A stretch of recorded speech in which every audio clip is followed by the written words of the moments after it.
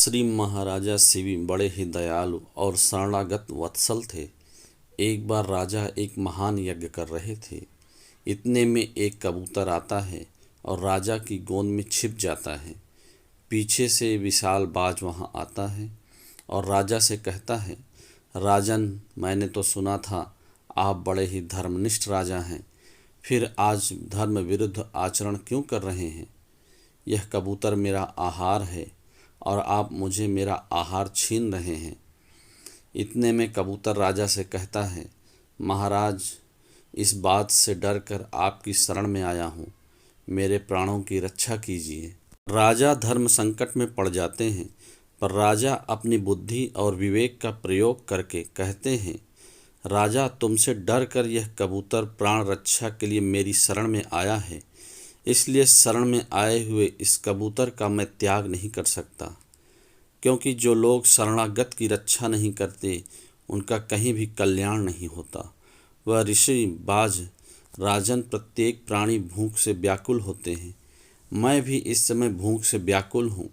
यदि मुझे इस समय यह कबूतर नहीं मिला तो मेरे प्राण चले जाएंगे।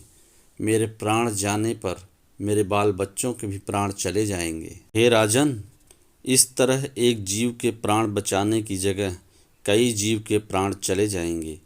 राजा शरण में आए इस कबूतर को तो तुम्हें नहीं दे सकता।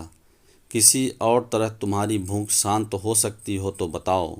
मैं अपना पूरा राज्य तुम्हें दे सकता हूँ, पूरे राज्य का आहार तुम्हें दे सकता हूँ, अपना सब कुछ तुम्हें दे सकता हूँ, पर यह कबूतर तुम्हें नहीं दे सकता। बाज, हे राजन, यदि आपका इस कबूतर पर इतना ही प्रेम है तो इस कबूतर के ठीक बराबर तौल कर आप अपना मांस मुझे दे दीजिए। मैं अधिक नहीं चाहता। राजा, तुमने बड़ी कृपा की। तुम जितना चाहो उतना मांस मैं देने को तैयार हूँ।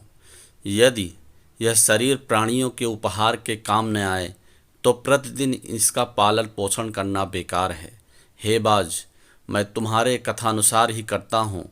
यह कहकर राजा ने एक तराजू मंगवाया और उसके एक पलड़े में एक कबूतर को बैठाकर दूसरे में अपना मांस काट कर रखने लगे और उस कबूतर के साथ तौलने लगे। कबूतर की रक्षा हो और बाज के भी प्राण बचें, दोनों का ही दुख निवारण हो, इसलिए महाराजा शिवी अपने हाथ से अपना मांस काट काट के तराजू पर रखने लगे। तराजू में कबूतर का वजन मांस से बढ़ता ही गया। राजा ने शरीर भर मांस काट के रख दिया, परंतु कबूतर का पलड़ा नीचे ही रहा। तब राजा स्वयं तराजू पर चढ़ गए। जैसे ही राजा तराजू पर चढ़े, वैसे ही कबूतर और बाज दोनों ही अंतर्ध्यान हो गए। उनकी जगह इंद्र और अग्नि देवता प्रकट हुए। इंद्र ने कहा, राजन, तुम्हारा कल्याण हो, और जब यह कबूतर बना वह अग्नि है। हम लोग तुम्हारी परीक्षा लेने आए थे। तुमने जैसा अच्छा कार्य किया है वैसा आज तक किसी ने नहीं किया। जो मनुष्य अपने प्राणों को त्याग कर भी दूसरों के प्राणों की रक्षा करता है वह परम धाम को प्राप्त करता है। अपना पेट भरने के लिए तो पशु भी जीते हैं, पर प्रशंसा के योग्य जीवन तो उन लोगों का है जो दूसरों के लिए जीते हैं। इंद्र ने राजा को वरदान देते हुए कहा, तुम चिरकाल तक दिव्य रूप धारण करके पृथ्वी का पालन कर अंत में भगवान के ब्रह्मलोक में जाओगे।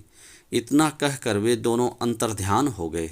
हमें यह शिक्षा मिलती है दोस्तों, भारत वह भूमि है जहाँ राजा शिवी और दधीच जैसे लोग अवतरित हुए, जिन्होंने परोपकार के लिए अपना जिंदा शरीर दान दे दिया।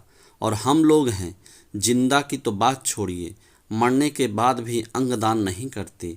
मरने के बाद यह शरीर कूड़ा हो जाता है, उसमें से बदबू उठने लगती है। घर और परिवारजन जल्द से जल्द उसे घर से बाहर ले जाते हैं। अगर वह शरीर का काम होता तो उसे जलाने या गाड़ते क्यों? पर आपके लिए जो काम का नहीं है वह किसी को जीवन दे सकता है, किसी को रोशनी दे सकता है और मेडिकल साइंस को इस नई दिशा दे सकता है। और ऐसा तब हो सकता है जब आप इस मृत शरीर को दान करें। इसलिए दोस्तों, अब समय आ गया है अंत्येष्टि क्रिया को बदलने का और अंग दान कर परोपकार के भागीदारी बनने का। कृपया इस पर विचार करें और अपना निर्णय लें।